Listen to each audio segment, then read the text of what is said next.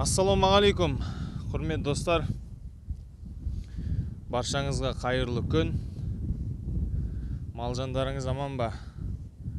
Аман есен көрдіңіздер. Жарық дүниені көрдіңіздер. Ендеше баршамыз қасиетті Рамазан айында Құдай тағалаға шүкір дейік. Қалайсыздар, жақсысыздар ма? Бүгін бізде ауа райы жақсы. Керемет болып тұр. Жерде жаман емес, көтеріліп қалыпты. Малға шықтық бүгін. Тексеру ғой. Түгелме. Кеше шықпағанбыз. Алдың күн шығып видео салдым ғой. Кеше шыққан жоқпын, сол бүгін шығып тексеріп кетейін. Ертең жоқ. Бүрсі күні жоқ. Ар жағында шығып келем бе, бір ортаға 2-3 күн салып. Сөйтіп Құдай қаласа кететін шығар деп ойлаймын. Так, 1, 2, 3, 4, 5, 6, 7, 8, 9, 10, 11, 12, 13. Құлын мен 14 басты кел жүр екен. Кеше анау екінші биен алам деп анау ағама соғып едім. Әлі туа қойған жоқ дейді. Болды онда дедім. Хабарласар сізға деп Құдай қаласа. Машинка! Маша! Ауыздары көкке тиіп.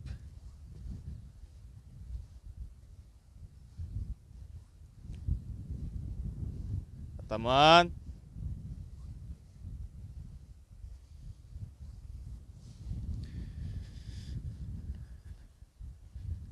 Бәйшешек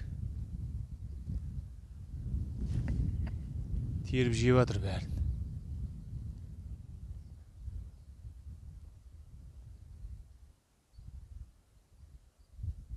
Ауа райы жақсы болып тұр, азымыз жел бар.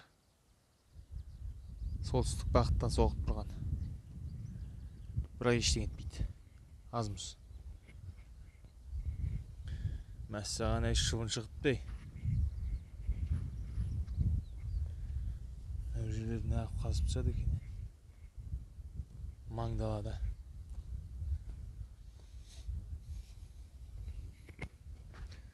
Ауа райы жақсы болып тұр.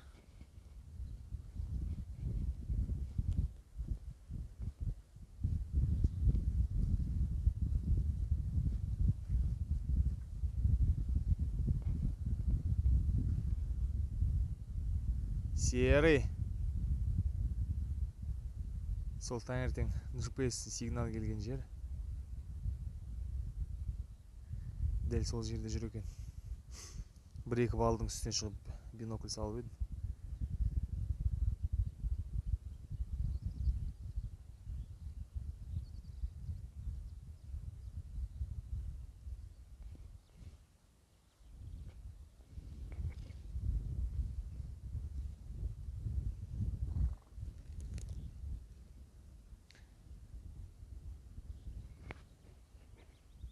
Қылжақ.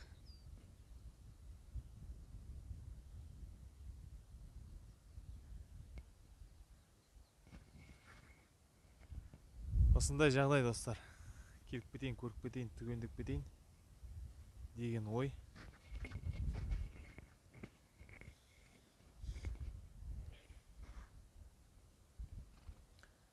Жөйлеп күй алып отырған секілді.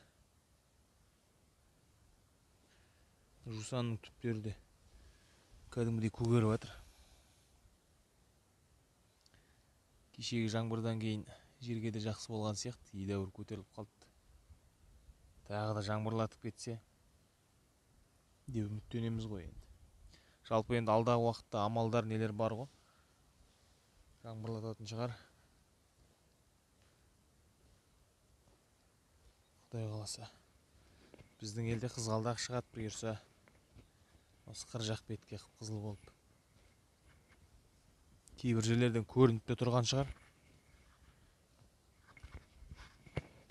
Бірақ сол қызғалдақты жұлса қанша миллион дейді, бірдеңе миллион штраф салады деген бір не шығып жатыр ғой.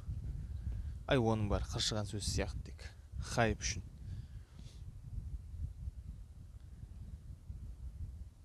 Далаға шыққанда үйге түйеріп алып кетеміз оны. Балдар терейді. Мал жейді деген темалар ғой. дәл сол қызғалдаққа бола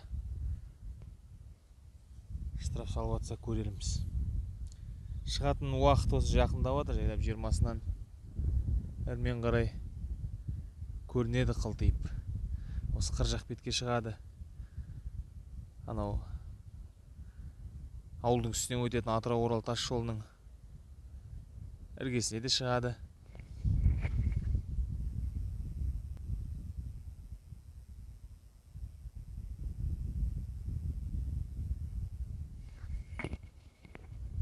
Құл ненесін еміп жатыр.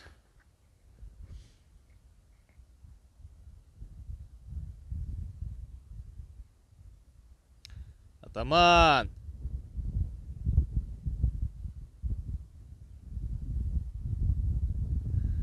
Так, менің қыстан кейін бірінші шығып видео түсіргеніме де бір 5-6 күндей болып қалды-ау деймін.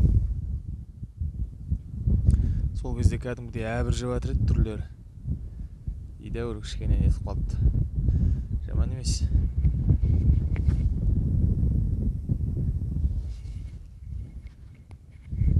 Кеше бір подписчик айтады. Жылқыларың арық қой дейді. Неге жем бермейсің дейді. Мен айтам, енді қыстан шықты. Ауыздары көкке енді ілініп жатыр. Қазір жемді жемейді де бұлар. Тіпті. Аузы көкке ілінген мал жем жей ме?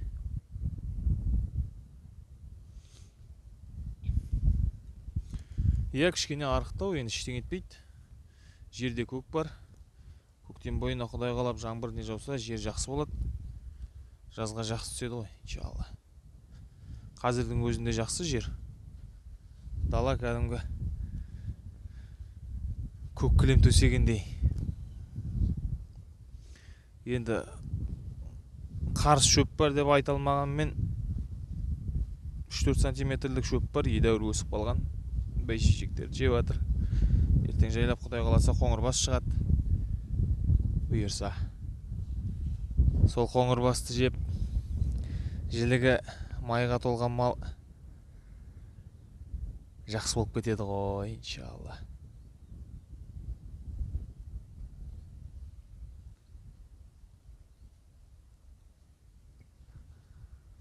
Но менің сіған құнажынымды қараңыз, ана тайды қараңыздар. Едәуір биік.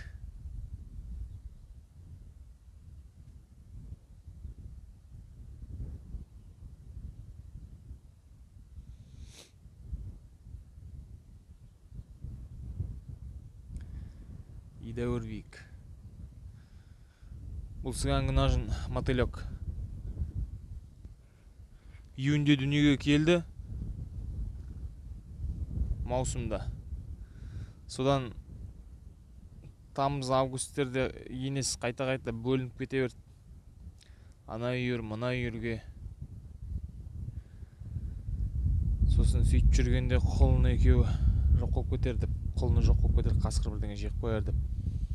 Далада жүрген жерінен қамадым да бөліп алып кеттім бұны. Үйге келіп ұстадым ана көктай екеуін. Содан кішкене былтыр апрельге дейін, сәуір айына дейін тұрып қалды ғой үйде. Булығып өсіңкіремей қалды. Көреміз енді, әрмен қалай. Қалай болатынын.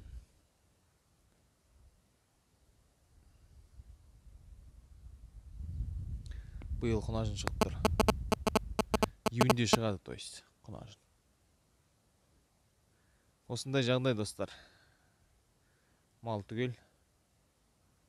Көріп кетейін деген ой. Басқа ешқандай шаруа ештеңе жоқ.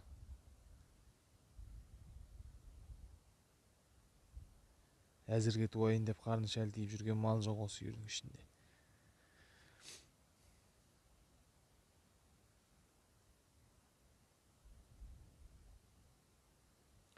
Бұйырғанын көрерміз.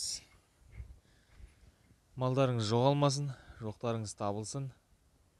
Құдай тағала берекесін берсін.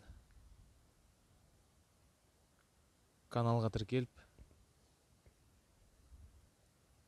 лайк басып, комментарий қалдыра кетіңіздер.